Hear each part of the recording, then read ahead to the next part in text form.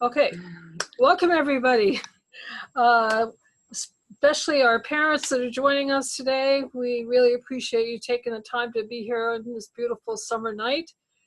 We have a cast of characters here to answer your questions. My name is Victoria Angis. I am the Associate Dean of Students, and it's my job to monitor the chat and share your questions with the person I think most qualified to answer. And if anybody else wants to chime in with an answer, that's fine. So please, there are quite a few people, and I would appreciate it if you did put your answers in the chat. Student Life Castleton folks, don't forget to unmute yourself. So let's just get started with the introductions. I'm going to ask you to introduce yourself in alphabetical order and tell me a little bit about what you do and what questions you can answer. And we'll start with Kelly. Well, hi, everyone. Welcome. It's great to see you all and know you're all out there tonight. My name is Kelly Beckwith. I am the Director of Student Success, and I want to tell you a little bit about the Academic Support Center. Victoria, just to confirm, you want like 1-minute intros here, right? Quick. So you can think of the Academic Support Center for questions about tutoring, academic counseling, services for students with disabilities, helping students figure out how to pay for college, and all TRIO programs. So I look forward to your questions. And Martha. Hi, everybody. My name is Martha Coulter, and I'm the director of the Wellness Center at Castleton.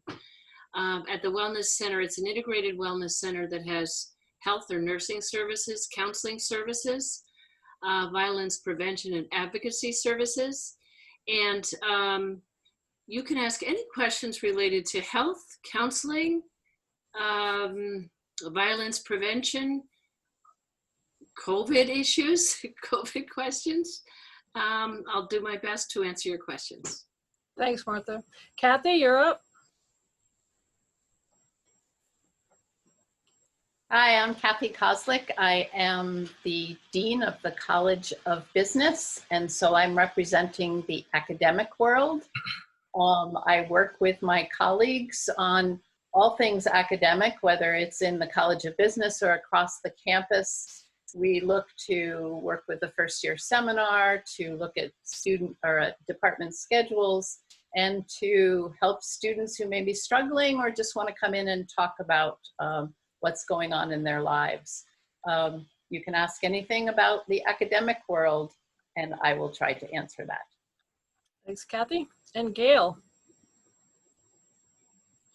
Hi there, I'm Gail Malinowski. I'm the Chief Technology Officer here at Castleton, and I can answer all of your questions related to technology, computing, internet access, access to online resources, and all of that. Thank you. And Keith? Keith, microphone. Thank you. Is that better? Hi, everybody. My name is Keith Molinari. I'm your Director of Public Safety here at Castleton University.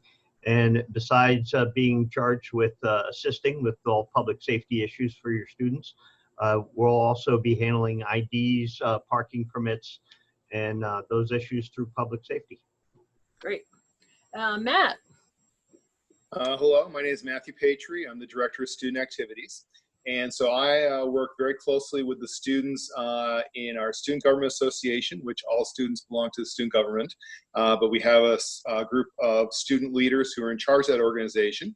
And actually, we are looking for student delegates from our incoming class. I also work with our clubs and organizations. We have over 50 clubs organizations. We have new clubs starting every single year. Our clubs range from, there are academic based clubs that go along with your majors, to sports, there's sports clubs, so the club sport experience, and then clubs that are considered social clubs. We have gaming clubs, so just about anything you can think of, and any student who wants to start a club, it's very easy to do, and there is funding available from the Student Government Association to be able to get those clubs up and started. Excellent, thank you. And Dennis? Good evening, I'm Dennis. I'm Dean of Students, and I think I'll just be talking about lots of different things tonight. I will make sure we defer to our experts here, but and I think I'm in charge of any question that can't be answered. I'm in charge of going to find the answer at some point and making sure people know. Okay, super. Let's see, Deanna.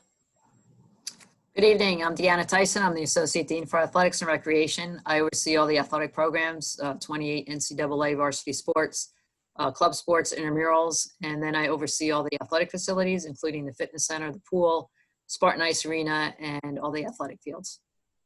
Thank you. Renee. Renee? I think she's frozen. Renee? I think she's on. Oh, there she is. Renee, Hold on.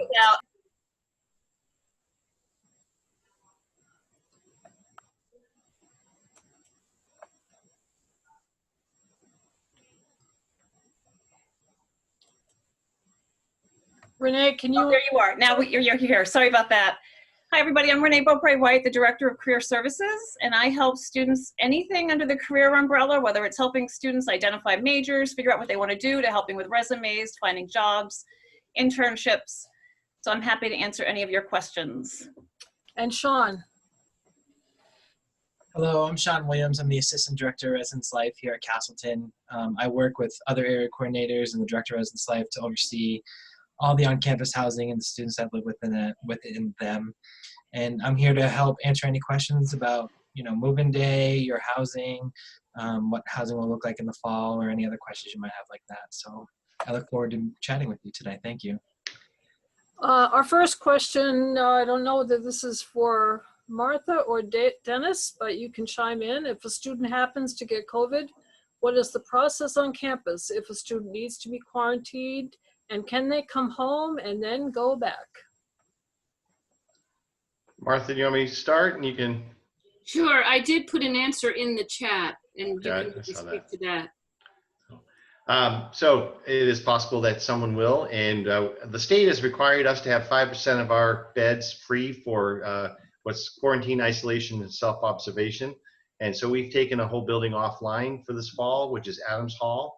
So someone who is either thought to be showing symptoms of COVID or is identified by the Vermont Department of Health as a close contact would be asked to move into the residence hall. It would be, you'd have a private room. We'd have folks from Castleton Family Health Center, which is our local health provider, starting to monitor, telemonitor for health. We'll have folks like Sean and his crew zooming in on tele-checks. We will be making sure that the food gets delivered to folks who are living in that environment. And we'll assess their needs as we go. They'll be able to continue on in their academics because everything is online. So we'll assure that they'll have the technology to be able to do that. The question went deeper, and that is, can they go home? And we were talking yesterday with the Department of Health, Martha and I, with a bunch of folks from colleges around the state, as we have weekly since March.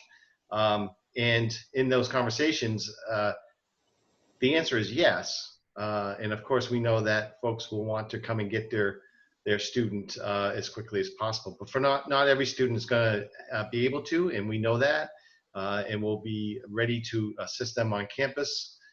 The idea that whether or not if they are COVID-19, maybe home is not the best place because they might be spreading it, or maybe they're from far away and not going to be able to get home. And so we're ready and able and have a system in place to address that. Martha, do you want to add anything? I didn't know if the question about are students able to go home, if that was general, and if it's general, they can go home and come back if they're in Vermont or in one of the non-quarantine counties identified by the state of Vermont. But if they are in an out-of-state quarantine county, then they would have to quarantine upon their return before they engage in campus activities.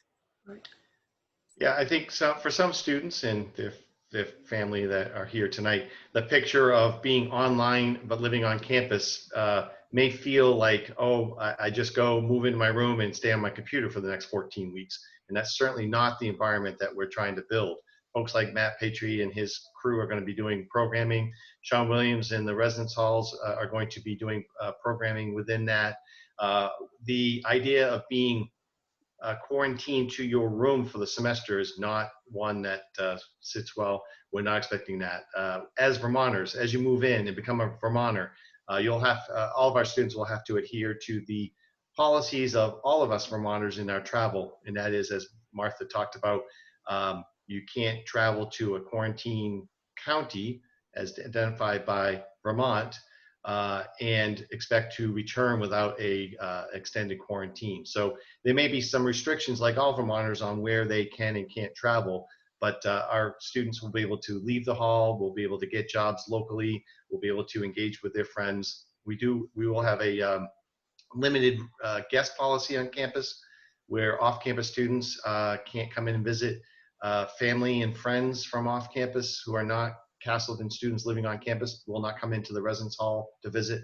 But our students can meet them at the campus center, can meet them at the library, can meet them on campus, can meet them in town, and can still engage and develop those relationships. Thank you, Dennis.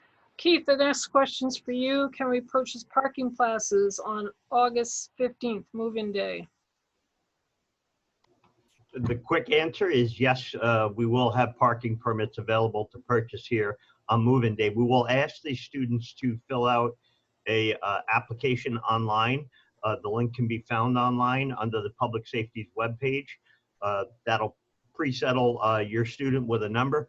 I would prefer that the students fill that parking permit out before they get to campus, ideally when they do their ID photo.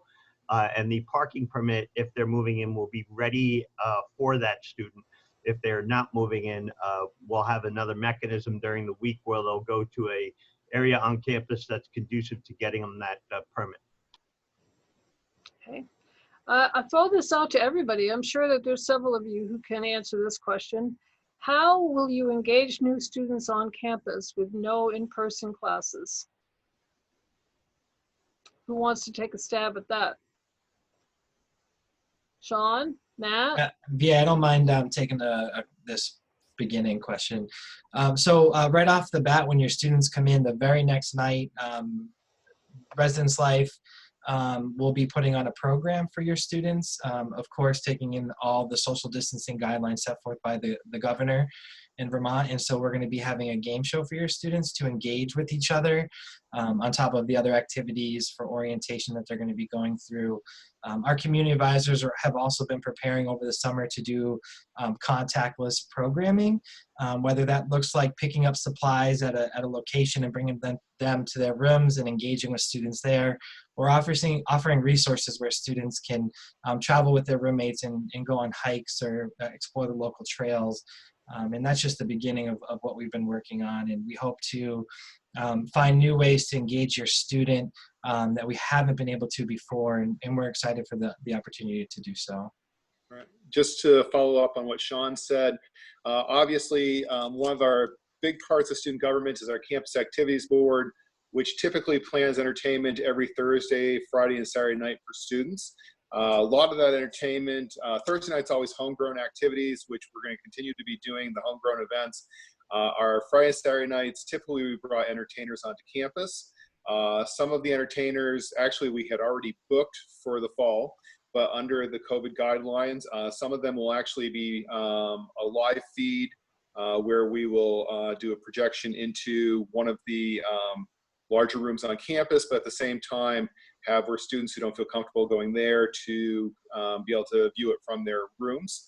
And we also will be doing a number of activities like a make your owns and different programs where we can almost get the students together. So we're going to try as hard as we can to make it as normal as possible in this crazy situation. But we do have a whole list of programs for every single weekend. So there will be something to do every weekend. I think I can chime in too on the FYS. The first year seminar professors are looking to have small group gatherings, socially distanced, but outdoors perhaps. It's really that the first year seminar is designed so that they build community within their class, and the first year seminar instructors and the students who are involved in that will also be participating in that. So we're looking for every way possible we can build community given all the restraints that we have. Deanna, maybe you could talk about recreation opportunities. So all of our coaches this fall will be in contact with all their students, having limited practices, possibly limited games as well. Vermont's a beautiful place in the fall. With intramurals, we can plan on doing outside activities. We have tennis courts, softball fields, so there are activities that we will be able to do on our campus so that students can get out of the dorms and get some fresh air and have some fun. And the next question is also for you, Deanna. Have fall varsity sports been canceled for the semester? So fall varsity sports is still in question. We're waiting on our governor to make a decision about what we can and can't do. If he allows us to have sports, as I said, we'll have limited competition. We're not ruling that out at this point. Fall coaches are planning on having practices for the students that are going to be back and on campus for the semester. And are there going to be intramurals this fall? Yes, like I said, we plan on doing things outside.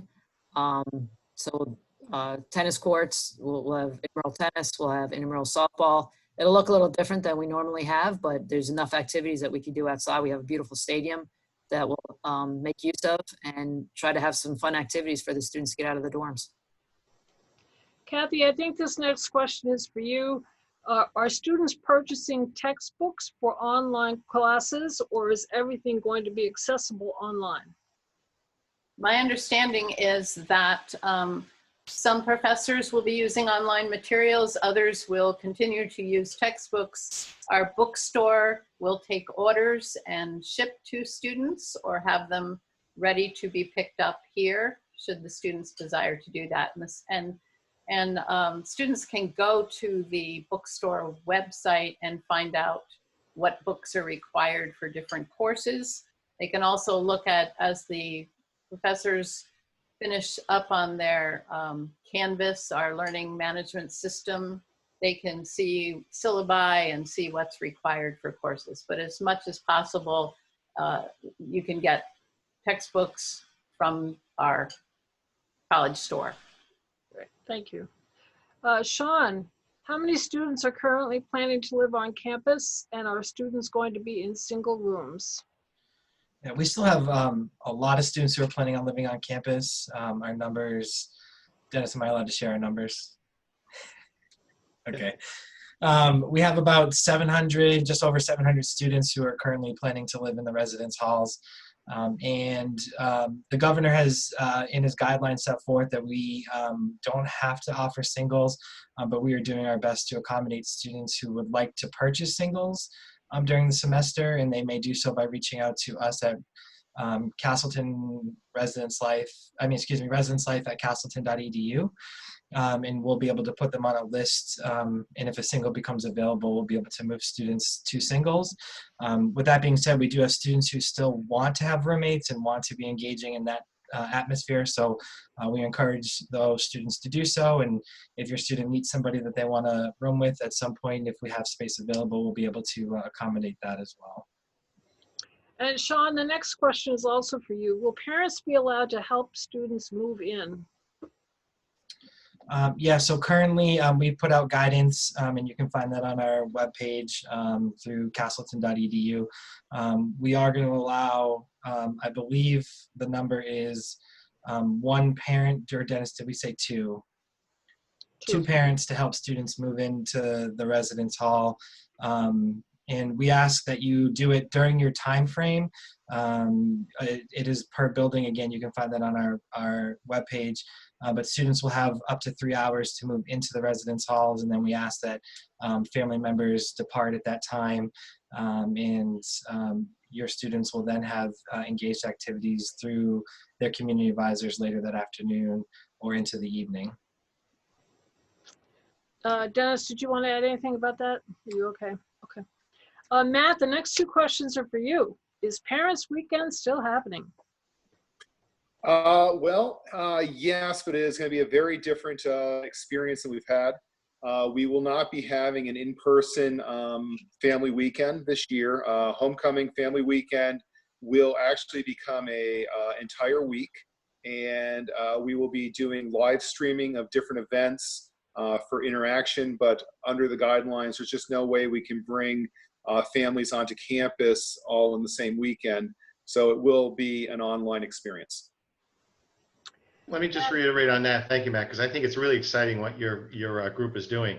But I do want to say that the state mandates us not to hold large events which would bring folks from out of state in because of the spread of COVID-19. And I appreciate the work that your committee is doing to give us something that our families can interact with us, our alumni can interact with the current students, and over the course of a week we can learn. I think you have some food shows going on and some music and some other exciting things. So I won't give it all away, but it is, I think, going to be an exciting week.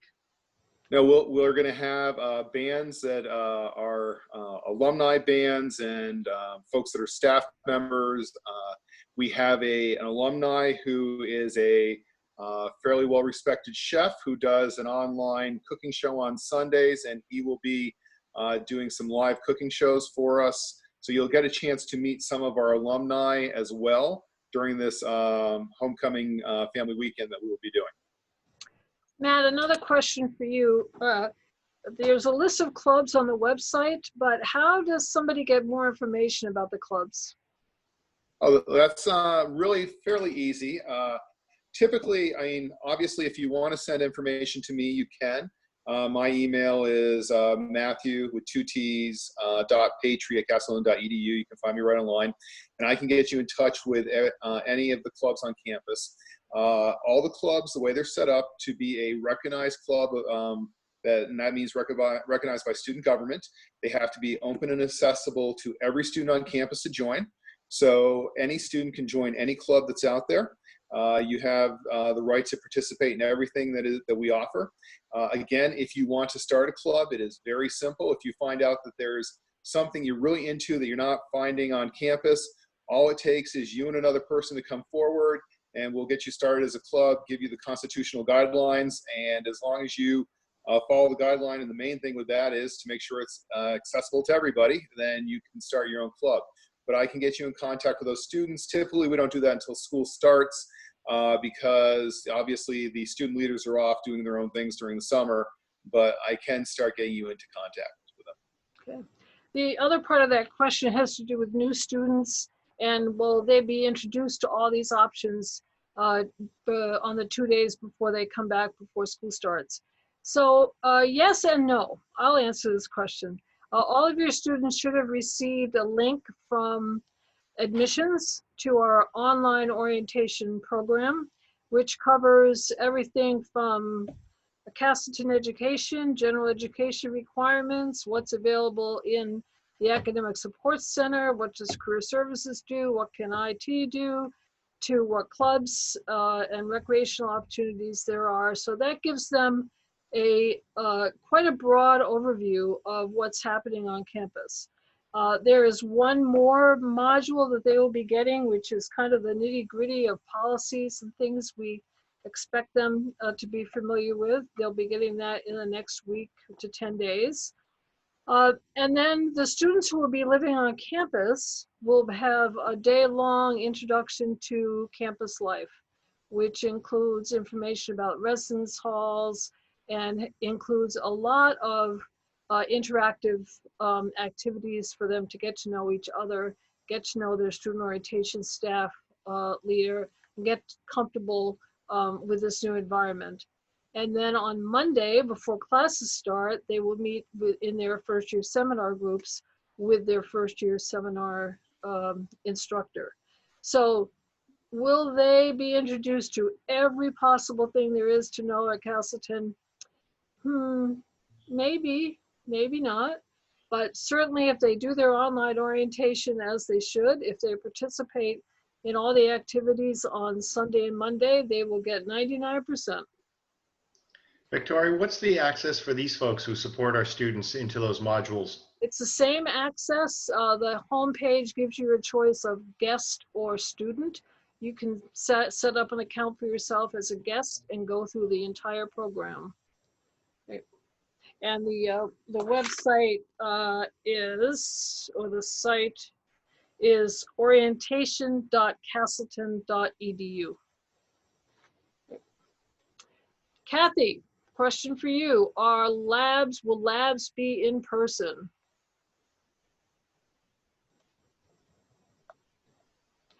Kathy, microphone. Got it. Okay. It depends. I think nursing simulation labs will probably be in person.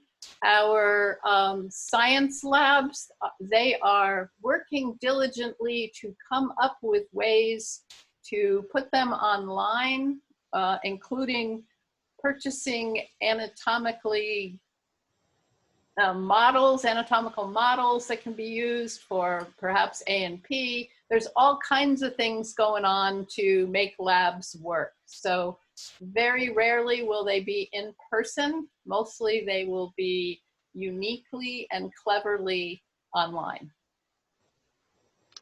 There's a question about on-campus resident visiting friends in other dorms. I believe the answer to that is yes, but there's a restriction as to the number of people that can be in a room and in a suite. Is that correct, Sean? Yes, VA, you're correct. Michelle, what a great question. And a lot of students have been asking this question. Your students who live on campus, when they visit friends in other residence halls, will need to be let in by those people in the residence halls. They're going to be treated as guests in those buildings, and they must comply with all of our policies when it pertains to guest students visiting those spaces. But they are allowed, if they're on-campus students, to visit other students in residence halls. Okay, now Martha, we have a bunch of questions about COVID, and let's start with testing. Is COVID testing available for students? Yes, actually, some students are going to be asked to be tested on the day that they arrive. And those would be students who are from out of state in COVID, in quarantine counties, or who have traveled by public transportation to get to campus. And all students will be asked to be tested on day 7. So we have set up those dates. Actually, information about that is going out probably within a day or so, Dennis. So people will have a better idea of when they will be tested. And then during the year, if someone has symptoms, the Castleton Health Center, which is about a 5-minute drive from our campus, will be a testing center. So we're working very closely with the Castleton Health Center, and I hope that answers your question. Martha, this next one is interesting. If a student is found to have COVID, what will be the procedure for everyone else on campus in terms of testing and contact tracing? Okay, I will answer, and Dennis, you can chime in. Okay, so if someone is found to be COVID positive, that's how the question begins. Then they will be contacted by the Department of Health, and they will be asked to name the people with whom they've been in close contact. And some of us on campus will assist in finding those contacts so that the Department of Health can actually be staying in touch with them. And also, so those, that student will be moved into a quarantine residence hall, as we said before. There's one residence hall on campus that is designated for that. And close contacts who are identified will also be moving onto campus. They will have food delivered to their residence hall. They can engage in their classes, of course, but they won't be able to interact on campus. The close contacts will be able to, as soon as they get a negative test result, will be able to move back to the regular place of residence and will be able to engage on campus. And in Vermont, we just got new guidelines that someone who is COVID positive, 10 days after their symptoms appeared will be the length of time that they need to be in quarantine. I'll just add that we will be following the Vermont Department of Health. We already established great relationships with them. They have already stated in the state guidelines that they will be responsible for contact tracing once somebody is identified. And that could be a faculty member, it could be a staff person, it could be a student, it could be a local community person. If everyone is following mask policies and following our distance expectations and following the Spartan Pledge, it is possible that very few people will be then identified as in close contact with somebody.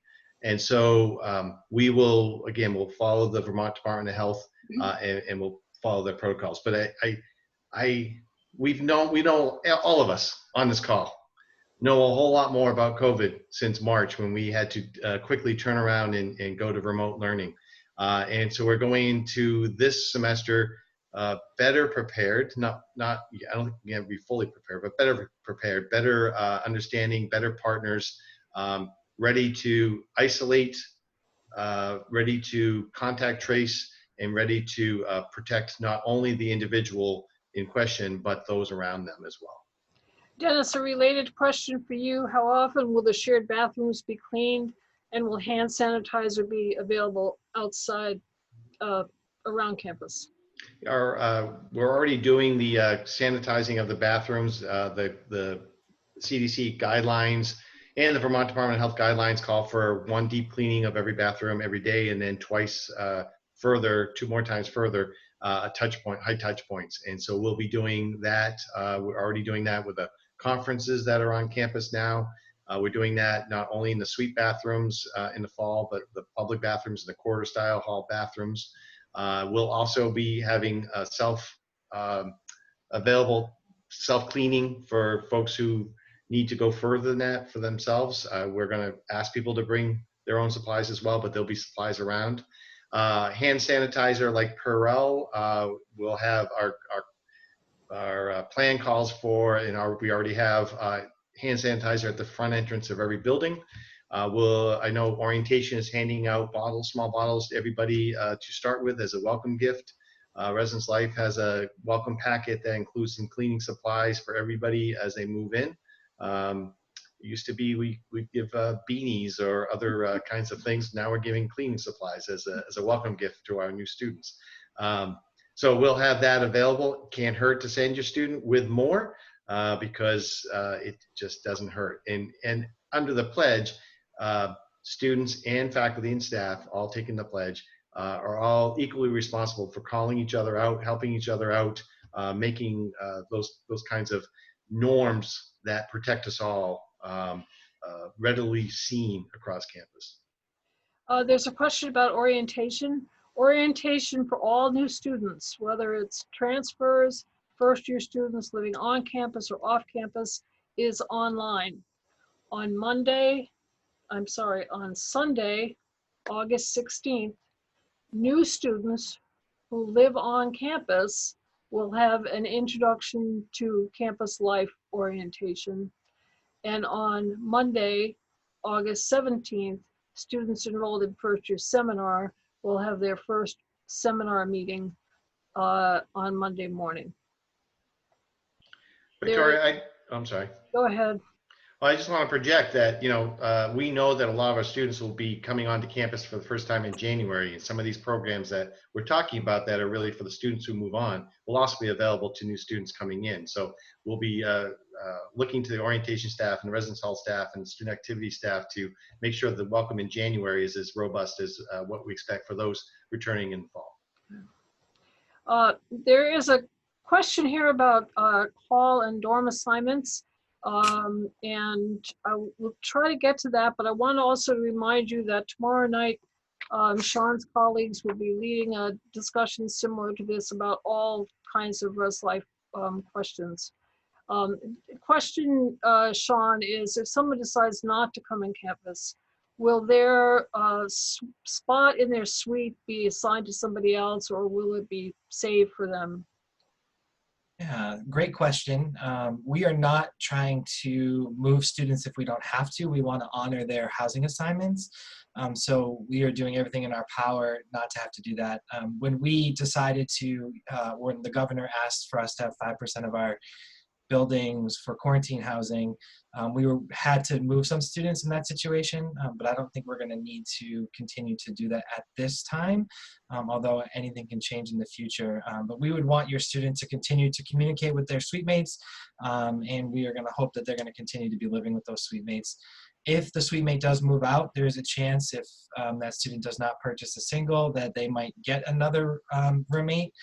If a new student is coming in and that is a double space that is available, they might be fortunate enough to have another roommate. So, Kathy, there's a couple of questions for you. Will chorus and theater be happening?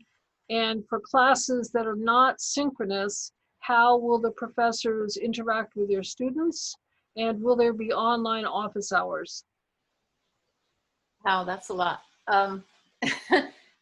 The faculty have been working very hard all summer in many different training sessions, and their whole purpose is to make the online experience be as rigorous, as robust, as interesting, as interactive as the face-to-face situation would be. So even if it's not synchronous, faculty will be recording so that the students can look at the lessons when they're able to. If it is synchronous, it still will be recorded, and students may not, who may not be able to hit that time frame on that day, maybe they have a job or just can't get there, they will be able to look at it later. Yes, all faculty will have online office hours. Some faculty will actually meet with students in their office using, of course, following guidelines for social distancing and wearing masks, or maybe meet with them outside, or there will be opportunity for students to interact with their professors. As far as chorus and theater, I know that they're looking to continue those, but it will be a little bit different than what we've seen before. Obviously, the social distancing and mask wearing will interfere with that, but I know that our Fine Arts Center faculty are working on buying sheet music and working on theater, so I think we're going to be having those. Good. There's a question about how does a student take a photo for an ID? I know that there are instructions in the online orientation program as well as online. Is that correct, Keith? That is correct. Some of the photos that we're receiving, if the students could just make sure that they include their name and ID number when they email the photo. So essentially what you see online is instructions on how to take a passport quality photo. And those photos are submitted to a email here at Castleton. I believe it's Public Safety ID. Go to the link and it'll advise you how to do that. Yes. Deanna, if a student does not have a season, will they be eligible for fourth year to play, even if they are a graduate student in that fourth year? Yeah, so a student will get their year back of eligibility. NCAA has ruled that if you play less than 50% of your maximum games, that you will not be using year of eligibility. More than likely, that is not going to happen for the fall sports. We're hopeful that the winter sports and spring sports will have a regular season. But to answer your question, yes, they can participate in grad school. Let's see, COVID testing, will they need to be tested before arriving on campus? The short answer to that question is no. They'll be tested when they get here. After 7 days, everybody will be tested after 7 days. Some students will need to be tested before they move into their residence halls if they're coming from a quarantine state, county. Dining hall. Tell us about the dining hall. Will there be food? And will there be a salad bar?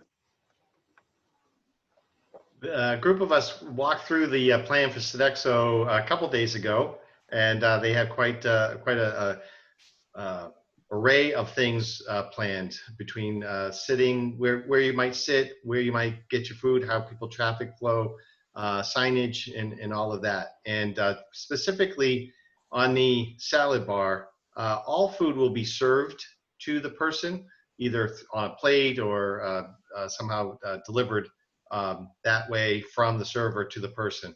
And salad will be the same. We saw the demo, well, at least we imagined the demo yesterday where they'll have 2 different salad bars going at peak periods where you can point to the salad, the protein, the dressing, the other types of add-ons, and they will actually mix it for you as if it's a demonstration kind of experience, and then serve you that salad, and then you're off on your way. And how about Fireside and using their points? So right now, we're assuming Fireside and or the Coffee Cottage will be open. If they are, then those points will be available there. If they are not, there will be a retail operation out of Houghton that they'll be able to use their points for a take and go. I would also mention that there'll be more to-go options at the dining hall, pre-wrapped sandwiches that are COVID-friendly, so self-serve, as well as a to-go system that we have had, but has not always been all that popular. But I think now, given students' desire to grab their food and maybe go back to their room or go outside, that to-go option will be more popular, and Sodexo will be broadcasting that. They're expecting to put a video on. I don't know if Sean was part of that today. They were taping, I think, today, and that video will be up online soon, and it'll be a tour of the dining hall. Good.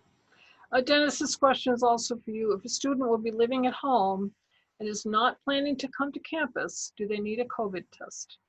No, and what you'll see in the marketing material on testing is there'll be what's called the Castleton opt-out form. And so a student either, if they're going to use the campus at all this fall, they're going to need to avail themselves of our testing protocol, whether that is upon arrival or 7 days in. Those are our 2 touch points for testing. But if a student knows if they're going to be living in Michigan and taking their classes online, and they know they will not be coming to campus, they can opt out. They sign a statement saying they'll have no access to us, and then they'll not be required to go through the testing. But if they were to be found on campus later, then they would be facing conduct for lying to a college official at that point. Okay, where can students find out about finding jobs on campus? That information is also on the online orientation program. And you can also visit the financial and registration services page, and there's information there on how to find out about jobs. Let's see, I'm going to go back up here a little bit. Went too far, sorry. Did Renee want to speak on that? I saw her on mute. Sure, yeah. I also help students identify jobs. So if any of your students need help, I'm happy to assist them, whether it be on campus or off campus jobs. Thank Can you talk about internships, Renee? Sure. The majority of our students will graduate with a work-related experience. So we help students identify internship sites, and I encourage your students to use career services early and often. We serve a lot of students, and the earlier we get to know them, the better. So definitely encourage your students to reach out to us.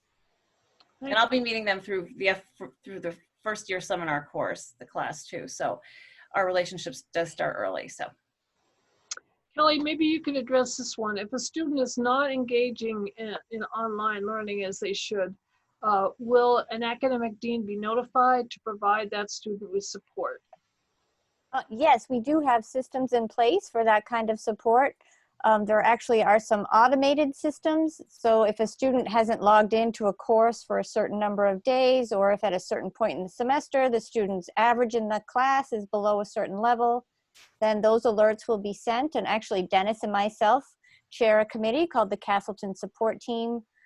And in addition to those automated alerts, faculty and staff if they're concerned for any reason about a student, can make an alert about a student. And Dennis and I are part of this committee. So is Martha.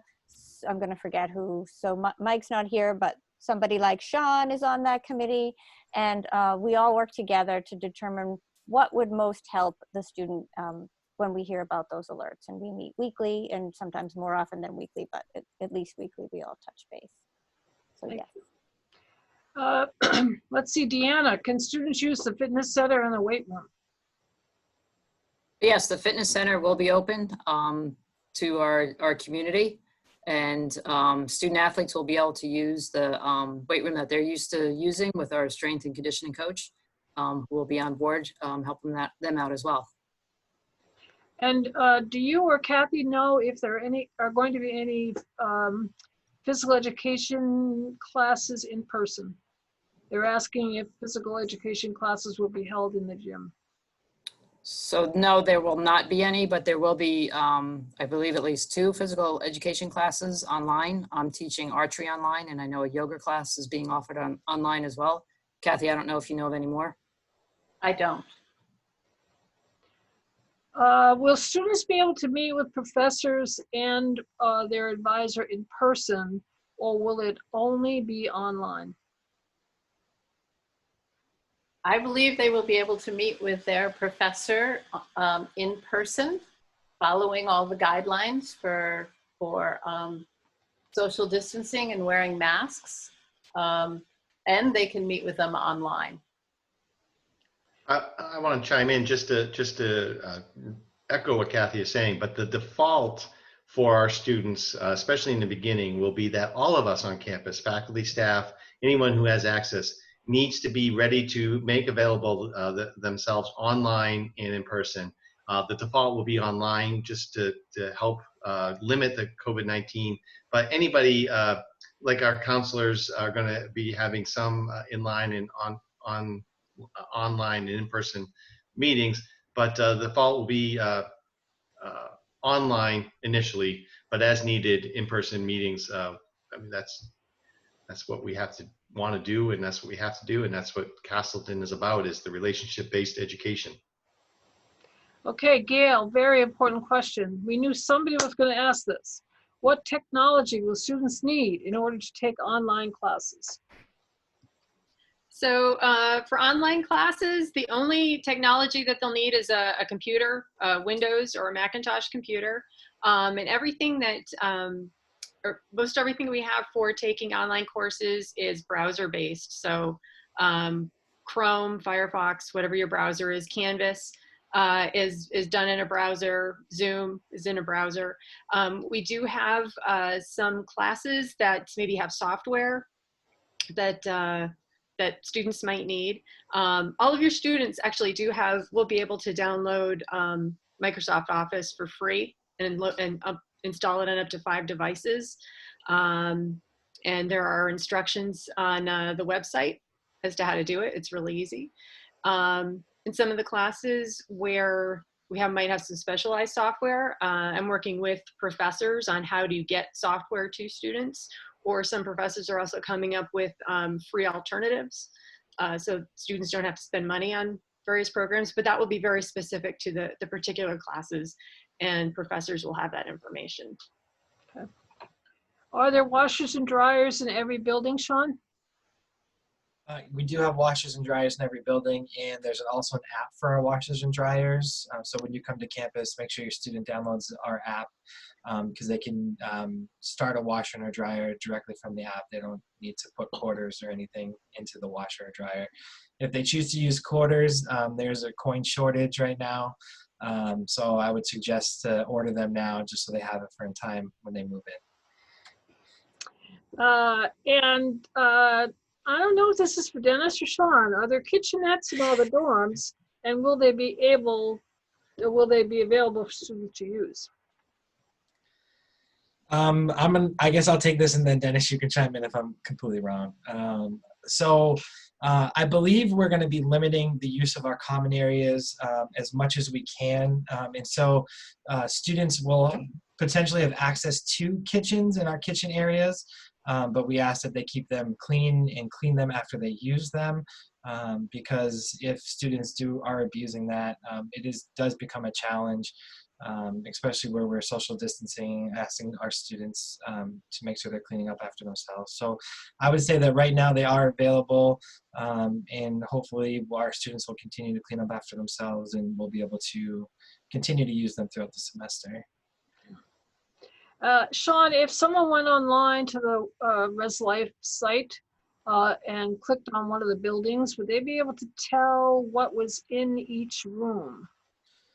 So that's a really great question. So we have pictures of some of our rooms. To give you a quick rundown of what is in a room, each student will have a desk chair, a wardrobe or closet, of course a bed and a bed frame, and then they will have a drawer space, whether it's a 2, 3, or 4 drawer dresser to use within their spaces. Every building does have a different setup, but every student will have at least one of those. Okay. And is there a date that students need to opt out of housing by? So we are asking our students to opt out of housing by August 5th, and in hopes to be able to know our numbers for the fall and get everything ready for students for move-in.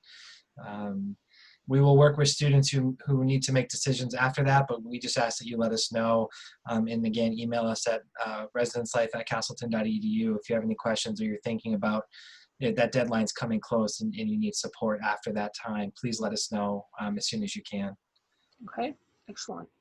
So to my colleagues, does anybody have a final word or announcement that they want to share, or a question they were ready to answer and nobody asked? Well, it might be a good idea to bring a thermometer to campus, because students are going to be having to answer on an app that they get every day. Is it an app, Dennis, or just an email? They're going to be an have app. COVID screening questions. It'll be an app that all faculty, staff, and students will be asked to take every day, so we can monitor people, try to get ahead of curves if we start seeing patterns. It's called Castle Branch. It's used by our nurses right now and our athletic trainers, and we're hoping to, we will be bringing it to everybody. I think it's a very easy app to use. We're hoping to roll that out in the next week. Okay. I'm going to put up a list of names and email addresses in case there's somebody that you'd like to talk to specifically. But again, are there other questions that you expected and didn't get that you want to share your answers? Kathy, did we cover everything from your area? I think so. I mean, I certainly welcome any other questions we have. I think it's important that we say that at least I think of these students as my kids, and I want them to be safe. So we'll be really looking at watching over them and as if they were our kids, because we want them to be around for all 4 years, and we want to hear from them after they graduate and follow them in their careers. So you can know that each of us that are here really care about your student. I just want to take a minute to also remind you that, as I said, tomorrow night, ResLife staff will be talking about living on campus at 7 o'clock. And on Thursday night, Dean Prue will be back, I think by himself, to field whatever difficult questions you want to throw at him. Who's going to make sure I don't lie? I'll be there to make sure you don't lie. See, I knew there was going to be somebody. I welcome the deeper questions on Thursday. And then Monday night, next Monday, Jerry Volpe from Academic Support will be here to answer questions about academic support and disability services. On Tuesday, Keith will be back with safety and security. And then Martha and some of her colleagues will be here on Wednesday the 5th to talk about crucial conversations that you should have with your student. Are there any other final questions?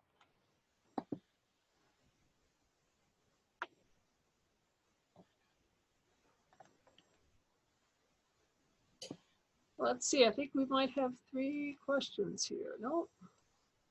Let me see, I think we have a couple, we might have a couple of questions.